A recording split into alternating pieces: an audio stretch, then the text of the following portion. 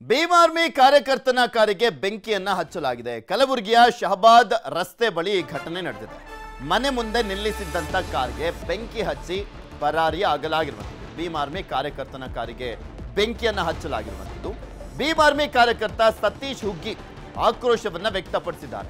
RSS ವಿರುದ್ಧದ ಹೋರಾಟದಲ್ಲಿ ಮುಂದಾಳತ್ವವನ್ನ ವಹಿಸಿದ್ದಂತ Satish RSS ಕುಮ್ಮಕ್ಕಿನಿಂದ ಕಿಡಿಗೇಡಿಗಳು ಬೆಂಕಿ ಹಚ್ಚಿದ್ದಾರೆ ಅಂತ ಆರೋಪ. ಈಗೇನು ಆರೋಪ ಮಾಡೋದು ಈಸಿ ಅಲ್ವಾ? ಹೆಂಗಿದ್ರು ಅವ್ರ ವಿರುದ್ಧ ಹೋರಾಟ ಮಾಡ್ತಿದ್ದೆ, ಅವರೇ ಹಚ್ಚಿಬಿಟ್ರು ಅಂತ ಹೇಳ್ಬಿಟ್ರೆ ಈಸಿ ಅಲ್ಲ. ಅದಕ್ಕೇನಾದ್ರೂ ಪ್ರೂಫ್ ಇದೆಯಾ? ಸುಮ್ಮನೆ ಒಬ್ರ ಮೇಲೆ ಗೂಬೆ ಕೂರಿಸ್ಬಿಡೋದು RSS ಮಾಡಿಬಿಟ್ರು ಅಂತ. ಯಾರು ಮಾಡಿದ್ರೋ ಏನೋ ಅದ್ರ ಬಗ್ಗೆ ಏನಿಲ್ಲ, ಫಸ್ಟು RSS ಮೇಲೆ ಗೂಬೆ ಕೂರಿಸ್ಬಿಡೋಣ ಅಂತ. ಕಲಬುರಗಿ ವಿಶ್ವವಿದ್ಯಾಲಯ ಪೊಲೀಸ್ ಠಾಣೆಯ ವ್ಯಾಪ್ತಿಯಲ್ಲಿ ನಡೆದಿರುವಂಥ ಒಂದು ಘಟನೆ ಇದು. ಈಗ RSS ಮೇಲೆ ಗೂಬೆ ಕೂರಿಸುವಂಥ ಕೆಲಸವನ್ನ ಮಾಡಲಾಗ್ತಾ ಇದೆ. ಊರೇ ಹಚ್ಕೊಂಡ್ರ, ಬೇರೆ ಯಾರಾದರೂ ಬಂದು ಹಚ್ಚುದ್ರ, ಏನು ಎತ್ತ ಅಂತ ಪೊಲೀಸರು ತನಿಖೆ ಮಾಡಬೇಕಾಗಿದೆ. ಈಗ 10:30 ಸುಮಾರು ಏನು ನನ್ನ ಮನೆ ಕೆಳಗಡೆ ನಿಲ್ಲಿಸಿರ್ತಕ್ಕಂಥ ವಾಹನಕ್ಕೆ ಕಾರಿಗೆ ಬೆಂಕಿ ಹಾಕಿ ದುಷ್ಕರ್ಮಿಗಳು ಓಡೋಗಿದ್ದಾರೆ. ಸುಮಾರು ಒಂದು 4-5 ಜನ ಜೈ ಶ್ರೀರಾಮ್ ಅಂತಕ್ಕಂಥ ಘೋಷಣೆ ಕೂತ್ಕೊಂಡು ಓಡೋಗಿರೋ ಘಟನೆ ನಡೆದಿದೆ. ನಿನ್ನೆ ರಾತ್ರಿ 10:30ಕ್ಕೆ 112 ಕಾಲ್ ಮಾಡಿ ಮತ್ತು ಯೂನಿವರ್ಸಿಟಿ ಪೊಲೀಸ್ ಸ್ಟೇಷನ್ಗೆ ಇನ್ಫಾರ್ಮೇಷನ್ ಕೊಟ್ಟಿದ್ದೀನಿ. ಸರ್ಕಲ್ ಅವರಿಗೆ ಮಾಹಿತಿ ಕೊಟ್ಟಿದ್ದೀನಿ. ಬಂದು ಅವರು ವಿಸಿಟ್ ಕೊಟ್ಕೊಂಡು ಹೋಗಿದ್ದಾರೆ. ಚಿತ್ತಾಪುರ ಪಥಸಂಚಲನ ನಡೀತಿರೋದಕ್ಕೆ ನಾವು ವಿರೋಧ ಮಾಡಿದ್ದಕ್ಕೆ ಏನು ದುಷ್ಕರ್ಮಿಗಳು ಬಂದ ಕೇಸ್ ನನ್ನ ಮನೆ ಮುಂದೆ ನಿಲ್ಲಿಸಿರ್ತಕ್ಕಂಥ ವಾಹನಕ್ಕೆ ಬೆಂಕಿ ಹಚ್ಚಿ ಹೋಗಿದ್ದಾರೆ.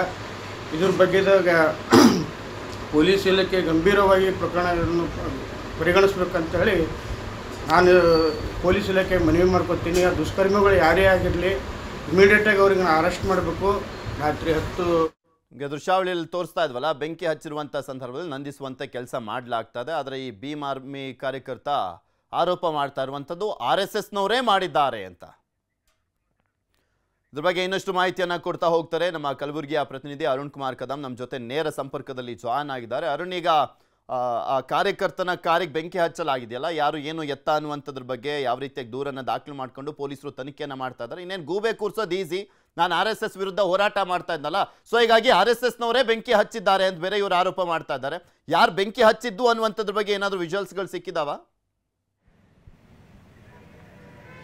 ಹೌದು ಪೃಥ್ವಿನ್ ಅಂತಂದರೆ ಭೀಮ್ ಆರ್ಮಿಯ ರಾಜ್ಯ ಪ್ರಧಾನ ಕಾರ್ಯದರ್ಶಿ ಆದಂಥ ಸತೀಶ್ ಹುಗ್ಗಿ ಅವರು ಮನೆ ಅವರ ಕಾರಿಗೆ ಬೆಂಕಿ ಹಚ್ಚಿರುವಂಥದ್ದು. ಕಲಬುರಗಿಯ ರಿಂಗ್ ರಸ್ತೆಯಲ್ಲಿರುವಂಥ ಬಳಿ ಅವ್ರ ಮನೆ ಮುಂದ್ಗಡೆ ನಿಂದಿರಿಸಂಥ ಸಂದರ್ಭದಲ್ಲಿ ಅವರು ಕಳೆದ ರಾತ್ರಿ ಸುಮಾರು 10:30ಕ್ಕೆ ಈ ಒಂದು ಘಟನೆ ನಡೆದಿರುವಂಥದ್ದು. ಯಾರೋ 4-5 ಜನ ದುಷ್ಕರ್ಮಿಗಳು ಬಂದು ನಮ್ಮ ಮನೆ ಮುಂದ್ಗಡೆ ನಿಲ್ಲಿಸಿದಂತಹ ಕಾರ್ಗೆ ಬೆಂಕಿಯನ್ನು ಹಚ್ಚಿದ್ದಾರೆ. ಯಾರು ಹಚ್ಚಿದ್ದಾರೆ ಅನ್ನೋದ್ರ ಬಗ್ಗೆ ಗೊತ್ತಿಲ್ಲ. ಆದರೆ ಇದ್ರ ಬಗ್ಗೆ ಪೊಲೀಸರು ತನಿಖೆಯನ್ನು ಮಾಡಬೇಕು. ನಮ್ಗೆ ಏನಂದರೆ ಇತ್ತೀಚಿನ ದಿನಗಳಲ್ಲಿ ಚಿತ್ತಾಪುರ್ನಲ್ಲಿ RSS ಪಥಸಂಚಲನ ಮಾಡ್ತಾ ಇದ್ರು, ಅದಕ್ಕೆ ವಿರೋಧನ ವ್ಯಕ್ತಪಡಿಸಿದ್ವಿ. ಆ ಒಂದು ಹಿನ್ನೆಲೆಯಲ್ಲಿ RSSನವರು ಈ ರೀತಿ ಒಂದು ಕೃತ್ಯನ ಎಸಗಿರಬಹುದು ಅಂತ ಈಗ ಅವರು ಏನು ಭೀಮ್ ಆರ್ಮಿಯ ಪ್ರಧಾನ ಕಾರ್ಯದರ್ಶಿ ಆದಂತಹ ಸತೀಶ್ ಹುಗ್ಗಿ ಅವರು ಆರೋಪನ ಮಾಡ್ತಾ ಇರುವಂಥ. ಆದರೆ ಇಲ್ಲಿವರೆಗೂ ಕೂಡ ಯಾವುದೇ ದೂರನ್ನು ಅವರು ಇನ್ನೂ ದಾಖಲಿಸಿಲ್ಲ. ಏನು ಬೆಂಕಿ ಹಚ್ಚಿದಂಥ ಸಂದರ್ಭದಲ್ಲಿ ಸುತ್ತಮುತ್ತಲಿನ ಮನೆಯವರು ಅಲ್ಲಿ ಬೆಂಕಿ ನಂದಿಸಿದ್ದಾರೆ. ಆದರೆ ಇವರು RSSನವರೇ ಇದಕ್ಕೆ ದ್ವೇಷನ ಸಾಧಿಸುವ ನಿಟ್ಟಿನಲ್ಲಿ ಅವರೇನಾದರೂ ಹಚ್ಚಿಲ್ಲ ಅಥವಾ ಅವರ ಹೇಳ್ತಾ ಇದ್ರು ಬೆಂಕಿ ಹಚ್ಚುವಂತ ಟೈಮ್ನಲ್ಲಿ ಜೈ ಶ್ರೀರಾಮ್ ಅಂತ ಕೂಗ್ತಾ ಇದ್ರು ಅಂತ. ಮನೆಯಿಂದ ಹೊರಗಡೆ ಬರ್ಲಿಲ್ವಂತ ಅವಾಗ ಕೂಗ್ಬೇಕಾದ್ರೆ, ಅಲ್ಲಿದ್ದಂಥವ್ರಿಗೆ ಯಾರಿಗೂ ಕೂಡ ಕೇಳಿಸ್ಲಿಲ್ವಂತ. ಜೈ ಶ್ರೀರಾಮ್ ಅಂತೆಲ್ಲ ಕೂಗ್ಬಿಟ್ಟು ಬೆಂಕಿ ಹಚ್ಚಿದ್ರು ಅಂತೆಲ್ಲ ಆರೋಪ ಮಾಡ್ತಿದಾರಲ್ಲ. ಈ ಒಂದು ಪೊಲೀಸರ ಪ್ರಾಥಮಿಕ ತನಿಖೆ ನಡೆಸಿರುವಂಥದ್ದು. ಅಂದರೆ ಇಲ್ಲಿವರೆಗೂ ಕೂಡ FIR ಅನ್ನು ಅವರು ಸತೀಶ್ ಹುಗ್ಗಿ ಅವರು ದಾಖಲು ಮಾಡಿಲ್ಲ.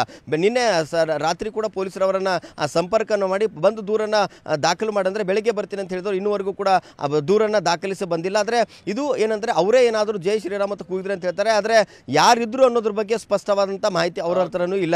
ಆದರೆ ಇವ್ರು ಹೇಳೋದು ಪೊಲೀಸರು ಮಾಹಿತಿ ಹೇಳೋದೇನಂತಂದರೆ ಅವರ ವೈಯಕ್ತಿಕ ಕಾರಣಕ್ಕಾಗಿತ್ತ ಅಥವಾ ಇವರು ಏನಾದರೂ ಈ ರೀತಿಯ ಒಂದು ಹೋರಾಟದಲ್ಲಿ ಬಂದಂಥ ಸಂದರ್ಭದಲ್ಲಿ ಅದನ್ನು ದ್ವೇಷ ಸಾಧಿಸಲು ಮಾಡಿದ್ದಾರೆ ಅನ್ನೋದ್ರ ಬಗ್ಗೆ ಅವರು ದೂರನ್ನು ದಾಖಲಿಸಿದ ನಂತರ ಅವರು ಪೊಲೀಸರು ತನಿಖೆಯನ್ನು ಕೈಗೆತ್ತಿಕೊಳ್ಳಲಿದ್ದಾರೆ. ಪೃಥ್ವಿರಾಜ್, ಓಕೆ, ನೋಡೋಣ ಯಾರು ಹಚ್ಚಿದ್ದಾರೆ ಏನು ಎತ್ತ ಅಂತ ತನಿಖೆ ನಂತರ ಗೊತ್ತಾಗುತ್ತೆ. ಧನ್ಯವಾದ ಅರುಣ್ ನಿಮ್ಮೆಲ್ಲ ಮಾಹಿತಿಗಾಗಿ.